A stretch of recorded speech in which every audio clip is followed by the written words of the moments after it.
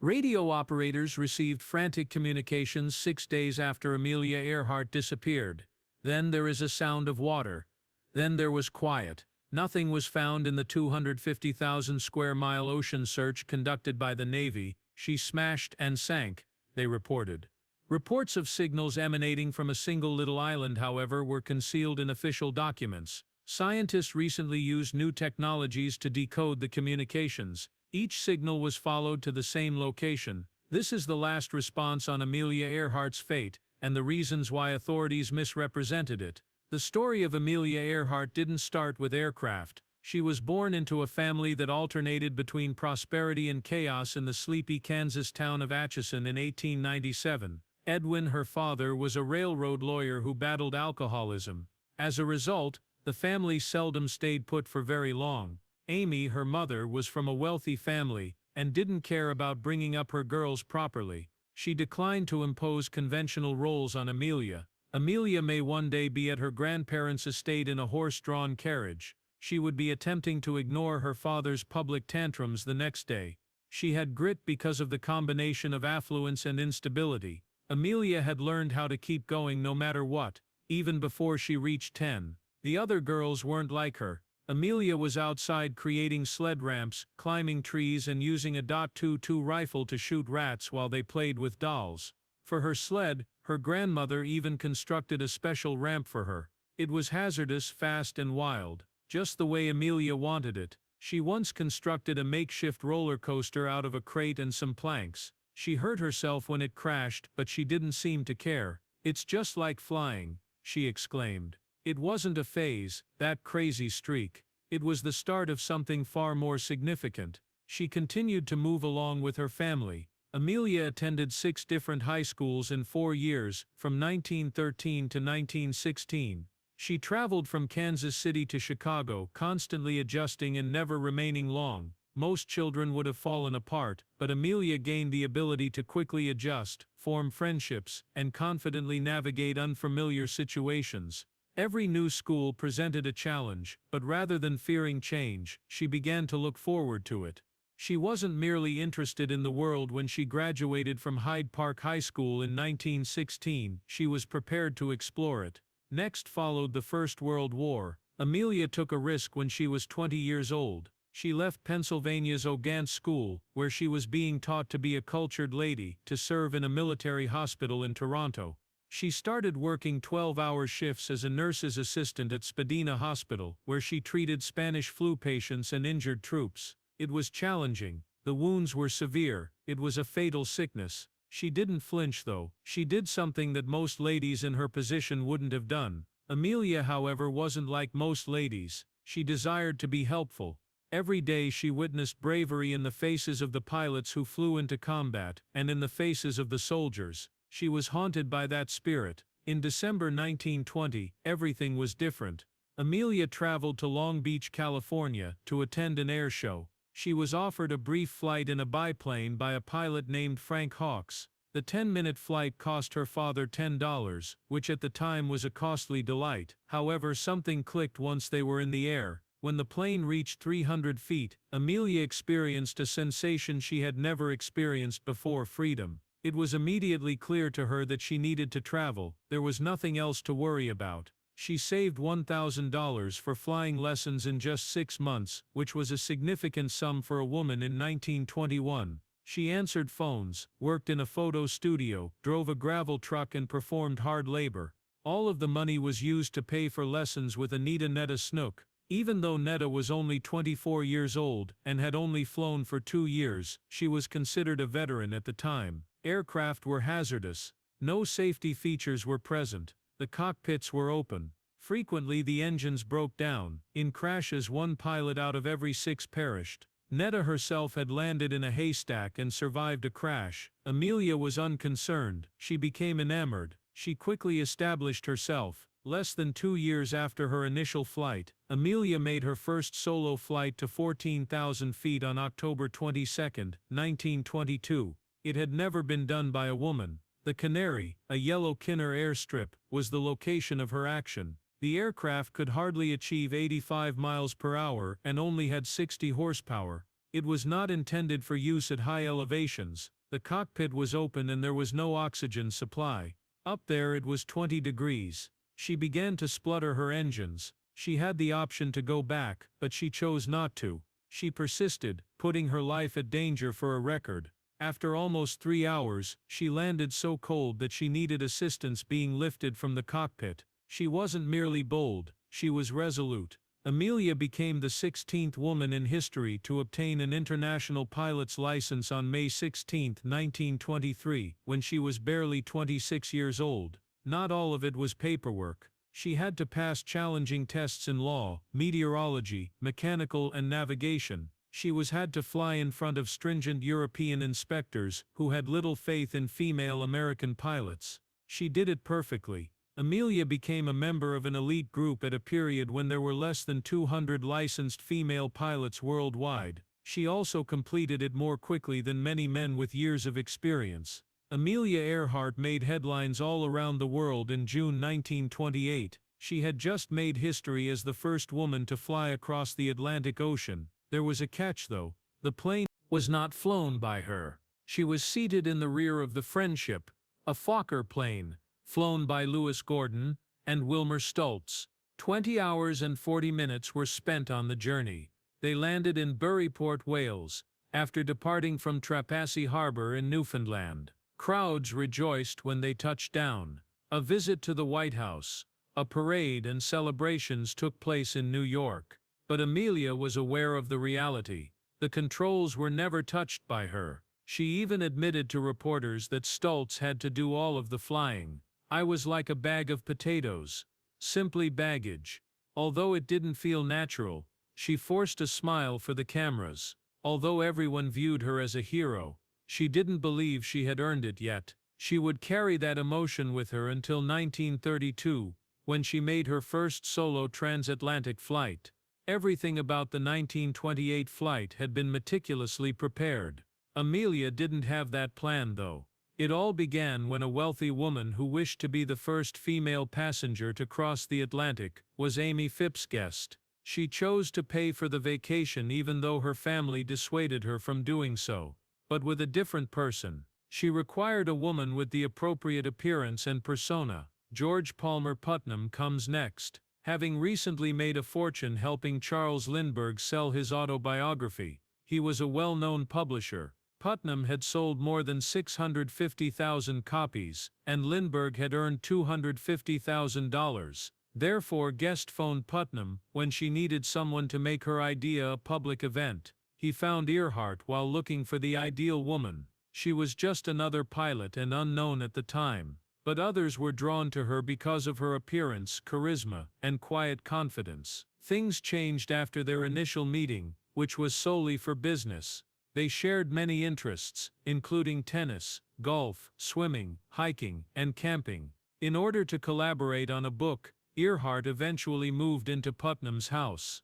By 1931, Amelia and Putnam were married, but his wife had departed to travel with a younger man. Putnam left the plane and headed to work. He was skilled at creating a brand. He assisted Amelia in writing 20 Hugh Eisers, 40 Minutes, which was published in 1928 and became a bestseller. But it was just the start.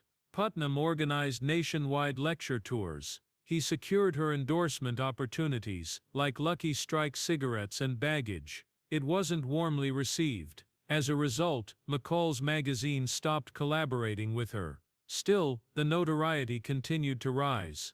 Months after the trip, in October 1928, Earhart was appointed as Cosmopolitan magazine's first female aviation editor. She contributed pieces to newspapers, magazines, and even National Geographic. When her second book, The Fun of It, was published in 1932, it contributed to her being the world's most well-known female pilot. Amelia, however, had other goals in mind than fame. She aspired to assist other female pilots. Following her participation in the Women's Air Derby, she organized a group of female pilots in 1929. There were only 285 female pilots with licenses in the United States at the time. Of those, 99 registered. The 99s got their start like that. It wasn't just a club, It served as a network of support for female pilots, a field that was still dominated by males. Amelia's competitive nature was first demonstrated at the 1929 Women's Air Derby. Although the race itself was serious, the press made fun of it by calling it the Powder Puff Derby. It traveled to Cleveland, Ohio, from Santa Monica, California. Phoenix, El Paso, Fort Worth, and St. Louis were among the destinations. It happened during 8 difficult days in August. Pilots had to complete 25 hours of cross-country flying and 100 hours of solo flight time before they could even enter. Additionally, they required 2 licenses, one from the Fédération Aéronautique Internationale and one from the U.S. Department of Commerce. Only 14 of the 20 ladies who entered completed. A crash claimed the life of one pilot, Marvel Crossan. Ruth Nichols had to resign after suffering injuries in an accident. Others were even accused of sabotage by some women. Earhart also encountered difficulties. Early in the race, she suffered damage to her propeller. In contrast to other pilots like Pancho Barnes, who crashed later and received no such assistance, officials allowed her to fix it by postponing the competition for the duration. Nevertheless persevered. Overall, she came in 5th. At 20 hours, 19 minutes, and 4 seconds, Louise Thadden emerged victorious. Amelia, however, had shown her worth. She was no longer merely a face on magazine covers. Her competition was fierce. In front of 15,000 people in Cincinnati, she told them straight that women could fly just as well as men as she got off the plane. She departed Newfoundland in her crimson Lockheed Vega on May 20, 1932, and made the solo transatlantic flight. It took 14 hours and 56 minutes. She battled icing on the wings, lost her altimeter, flew through fog, and saw flames fly from a damaged exhaust pipe. She made it even though her gasoline gauge failed. She was the first woman to fly solo and non-stop across the Atlantic, landing in Northern Ireland. The Distinguished Flying Cross was awarded to her. Before her, no woman had. She then pushed herself even more in August. From Los Angeles to Newark, she took a solo flight across the United States. It was a roughly 19-hour flight. She flew through storms, thin air, and intense heat. It was draining. She did, however, achieve a speed record, and demonstrated that her Atlantic voyage was not a stroke of chance. Amelia Earhart had previously accomplished about everything a woman could in aviation, including breaking records and winning prizes. By 1936, however, she was restless. She was looking for a final challenge that would test her limits. She therefore set out to do something that had never been done before: fly around the planet near the equator, rather than the shortest path. The circumnavigation would be the longest ever attempted. She wasn't only after fame. She gave it her all. For this dream, Earhart pledged her future. She received funding from Purdue University's Research Fund, which she utilized to construct a unique aircraft, the Lockheed Electra 10E. It was customized to meet her specific demands and featured additional fuel tanks for lengthy flights. When the plane came, she publicly denied having such a plan. However, George Putnam, her husband, was already contacting Eleanor Roosevelt and the State Department in private to request assistance for the trip. Then catastrophe struck. Amelia and her crew set a new time record when they flew from Oakland to Honolulu on March 17, 1937. However, everything collapsed as they got ready for the second half of the journey to Howland Island. The Electra departed Luke Field at 5:53 a.m. on March 20th. The jet drifted right and then left mere seconds after takeoff, despite the calm weather, swinging violently and uncontrollably. It appeared that the majority of the pressure was applied to the right wheel before it collapsed. Then the left one also failed. Sparks flew out when the plane smashed onto the runway after skidding on its belly. The destruction was enormous. The stabilizer, motors, rudder and wings were all destroyed. They argued over what went wrong. A tire burst, according to some. The landing gear was accused by others. Pilot mistake was even alluded to by some. However, nobody had a definitive response. It wasn't merely a setback, that crash. It served as a warning. Earhart, however, disregarded it. Even worse, she took a number of chances. Only Fred Noonan remained with her after the accident, when Harry Manning, one of her crew members, left. Since neither had received any instruction in Morse code, Earhart completely eliminated the telegraph key. She referred to it as dead weight. Additionally, she did away with the trailing antenna, which was essential for utilizing the emergency frequency of 500 kilocycles. She went with voice radio instead.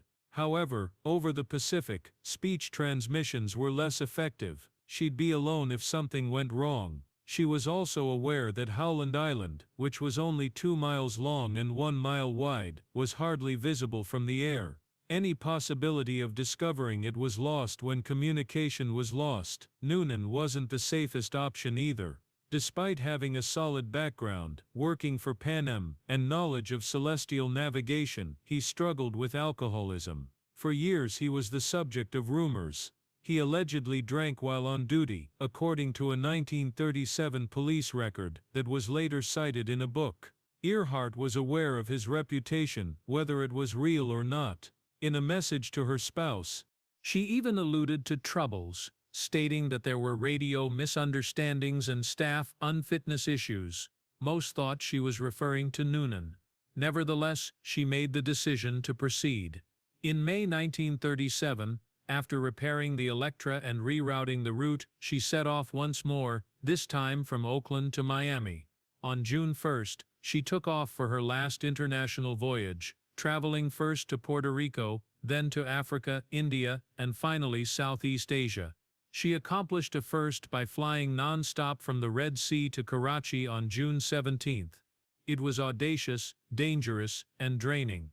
However, fatigue began to overtake her. She had to recuperate for days in Ban Dueng after contracting diarrhea. In the meantime, the aircraft required repairs once more. Nevertheless, she persisted.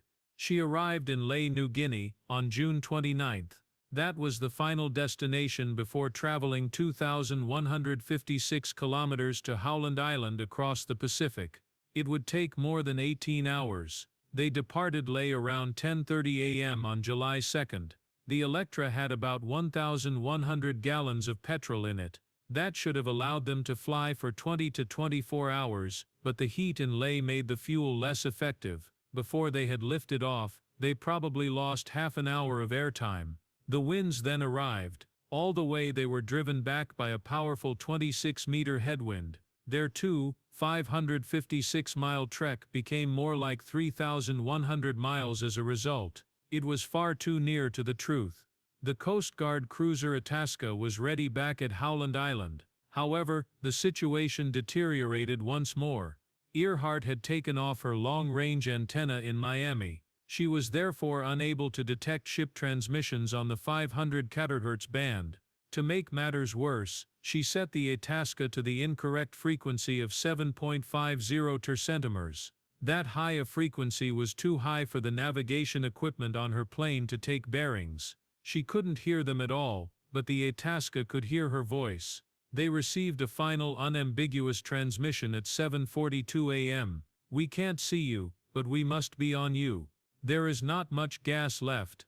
I couldn't get through to you over the radio." Traveling 1,000 feet in the air, Itasca continued to broadcast. They were even audible in San Francisco. However, there was never a word on Earhart's radio. Her final message was at 8:43 a.m., about 20 hours after departure, and it said, "We are on the line 157.337, running north and south." In an attempt to locate Howland Island, they were flying back and forth along a navigational line. They were aware of their proximity, but they were unable to locate it.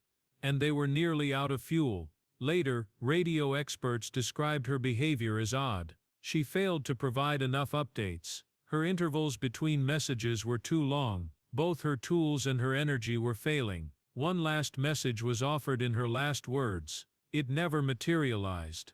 President Roosevelt issued an order for a thorough search as word of her disappearance spread. At the time, it became the most costly air-sea search in American history. The price was $4 million, approximately $80 million today, 9 ships and 66 planes.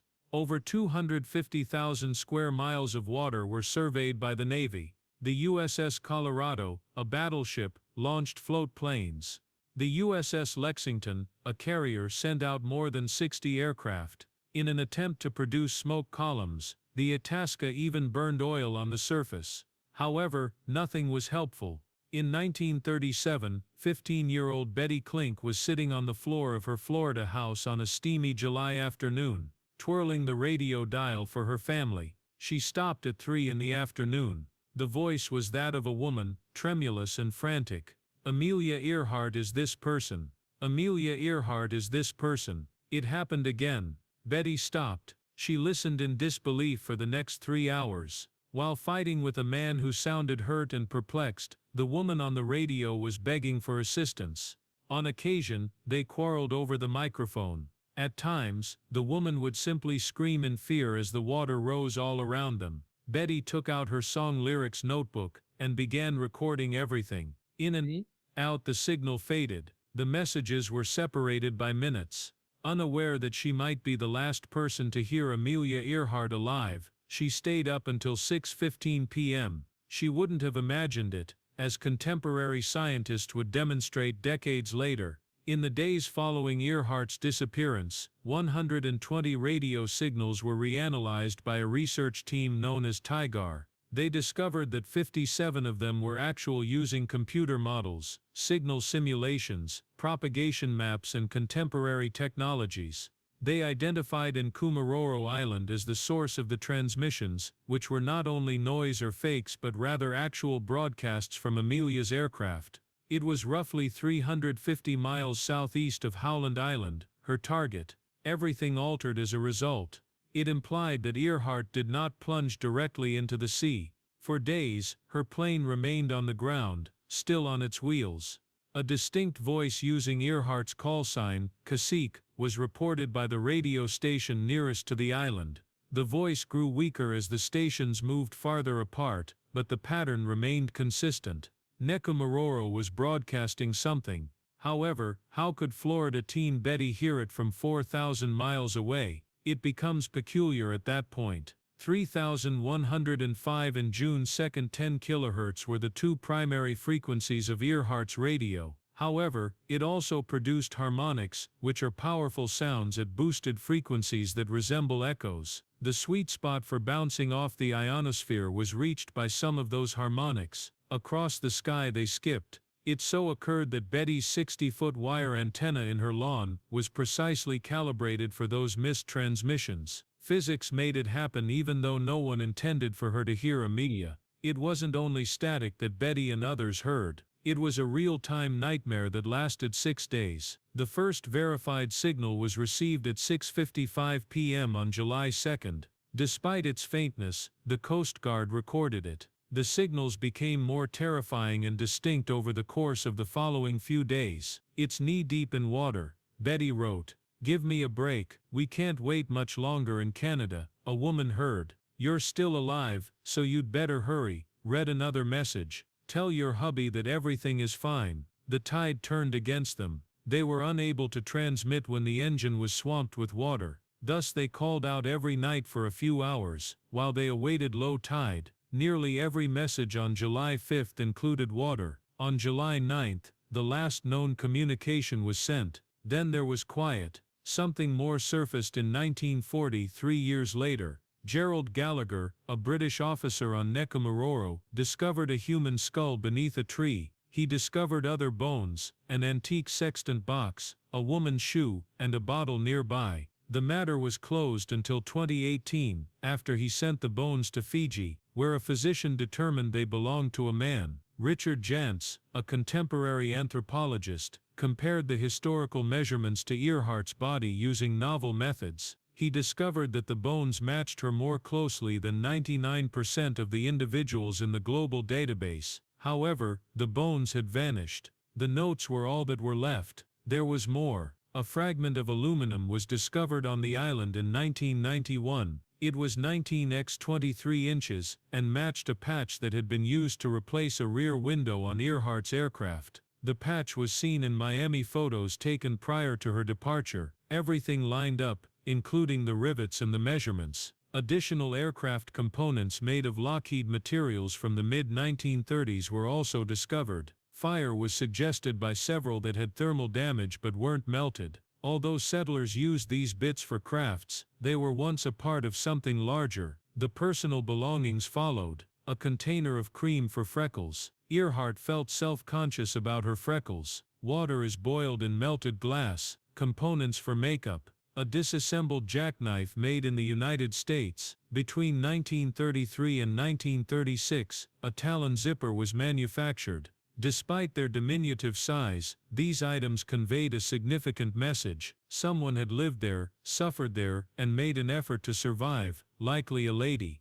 Something odd was captured in a late 1937 image. It depicted the ancient shipwreck and was taken by a British officer who was on the island. However, decades later, a hazy form in the water appeared to be the landing gear of an airplane. It mirrored the wheel assembly of the Lockheed Electra, according to analysts. Perhaps it broke when landing. Perhaps it was ultimately pulled away by the waves. The world paused once more in 2017. One image appeared from the National Archives of the United States. It depicted two people on a Marshall Islands port. One might have been Earhart, and the other was Noonan. A ship was towing what appeared to be an airplane in the distance. Experts swiftly disproved the claim that there was evidence that the Japanese had seized them. There were no Japanese soldiers in sight. There is no official record of her capture, and many facts were lost in the tumult of conflict. According to the most bizarre theory, she lived as a banker in New Jersey under a different name,